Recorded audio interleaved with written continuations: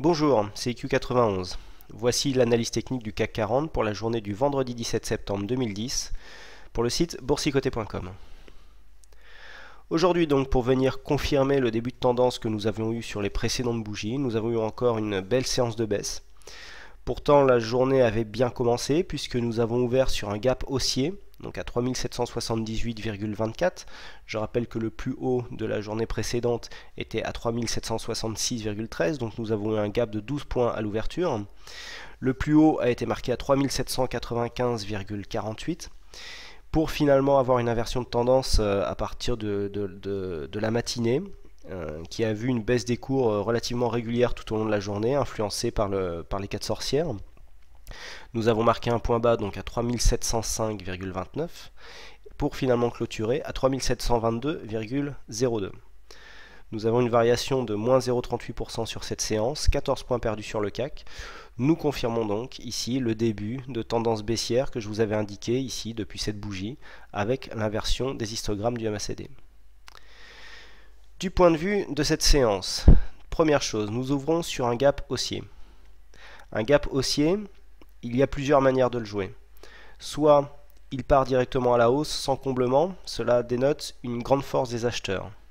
Soit on vient combler et on repart à la hausse. La tendance est toujours haussière, mais avec un peu moins de puissance. Par contre, dans le cas qui nous intéresse, nous comblons le gap et nous confirmons en venant ici clôturer bien en dessous, à savoir même marquer un plus bas sous le plus bas de la veille et clôturer sous la clôture de la veille.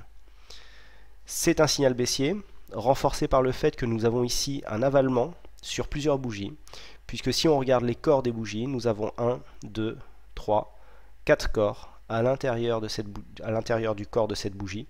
Donc cela nous fait un avalement quadruple. C'est une figure qui est relativement rare, qui n'arrive pas énormément sur le CAC 40, et c'est aussi bien sûr un signal baissier. Donc avalement quadruple. Nous venons ici sur le support, qui était une ancienne résistance, puisqu'ici nous avions un plus haut à ce niveau-là, nous avons un plus haut à ce niveau-là, et donc maintenant cette résistance s'est transformée en support, qui a donc servi de point bas sur cette séance, et qui a permis un léger rebond pour venir en clôture à 3722.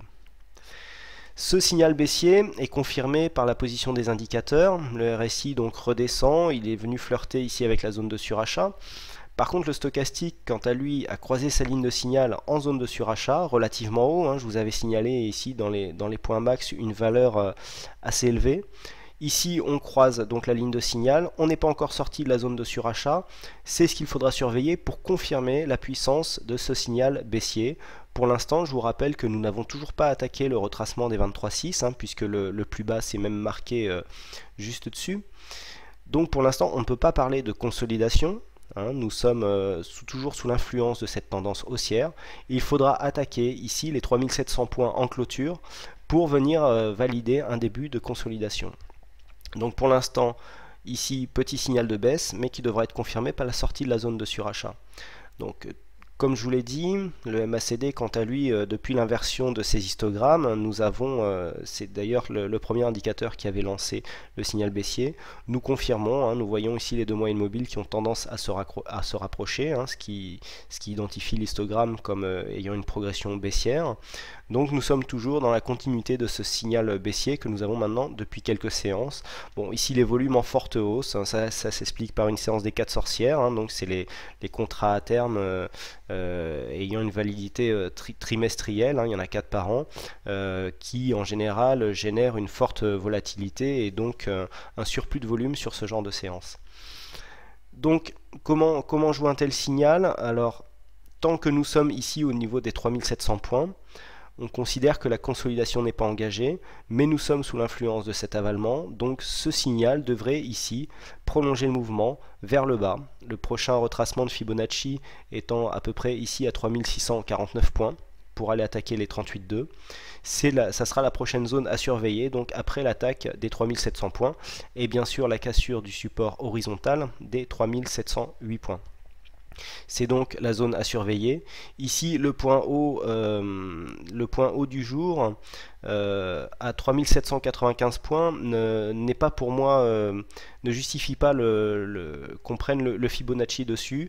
Car en général, quand on prend pour calculer les retracements, enfin moi c'est comme ça que je prends la tendance directe, vu qu'on a eu ici une petite surplus et puis qu'on est venu redescendre, donc le Fibonacci est toujours calculé ici sur le plus haut de la fin de tendance. Voilà ce qui explique donc les retracements que vous avez tracés sur le graphe. Si nous passons en vue hebdomadaire, nous nous apercevons que nous sommes venus ici buter sur une résistance que nous avons maintenant depuis plusieurs mois, puisque depuis l'entrée dans cette zone de congestion en mai, les plus hauts se sont marqués ici dans cette zone qui est comprise entre 3780 et 3800 points. Au niveau des plus bas, on est toujours capé par une zone qui se situe entre 3003 et 3350. Donc nous sommes ici dans une formation dite en range, puisque c'est une zone qui est délimitée par deux trendlines horizontales, qui ne donnent pour l'instant aucune tendance claire, ce qui explique mon opinion moyen terme qui reste à neutre, puisque nous sommes ici, tant que nous sommes en range, on ne peut pas valider on ne peut pas valider de tendance haussière ou baissière sur le moyen terme. Il faut attendre de casser une des limites du range pour pouvoir orienter le CAC d'un point de vue moyen terme avec plus de précision. Au niveau du stochastique, on voit que malgré le range, on commence à rentrer ici en zone de surachat puisque nous sommes pile poil à 80 points. Donc peut-être que cela pourra expliquer d'un point de vue moyen terme ici une petite baisse, puisque le stochastique, bon, qui est quand même l'indicateur le plus volatile, reflète une configuration technique. Donc cela pourrait expliquer une zone en fait de baisse sur cette séance. Donc au niveau moyen terme, pas grand changement, on est venu buter ici toujours sur la même résistance. On s'attend maintenant à un léger retracement, au moins dans le milieu du range, d'un point de vue moyen terme, 3550 semble une cible réaliste à atteindre avant de voir un retournement. Du point de vue du Forex, ce n'a pas été une bonne journée puisque nous avons eu deux signaux, donc un signal haussier, ici nous avons cassé les 1,3120 et puis nous ne sommes pas assez montés avant la chute ici qui a eu lieu, donc qui a déclenché le stop. Et puis lors de cette bougie ici, nous avons eu un signal de vente qui s'est aussitôt invalidé par une remontée. Donc deux signaux perdants sur la même journée, c'est assez rare. Il nous faudra un signal gagnant pour remonter cette perte. Bon, c'est une chose qui est possible. La semaine se termine sur cette note, bon, on revient dans une formation en range. Je rappelle que la technique des breakouts est beaucoup plus pertinente dans des grandes tendances. Bon, pour l'instant, la tendance n'est pas assez marquée, puisqu'on a cassé ici la trendline qui supporte la tendance de fond. Donc c'est ce qui explique ici l'invalidation des signaux qui étaient donnés sur l'analyse écrite. Voilà donc ce que l'on peut dire sur l'analyse du jour. Donc je vous prie de m'excuser pour le retard de cette vidéo. Hier j'ai été toute la journée au salon d'e-trading qui était sur Paris. Donc je suis rentré très tard, je n'ai pas eu le temps de faire cette vidéo.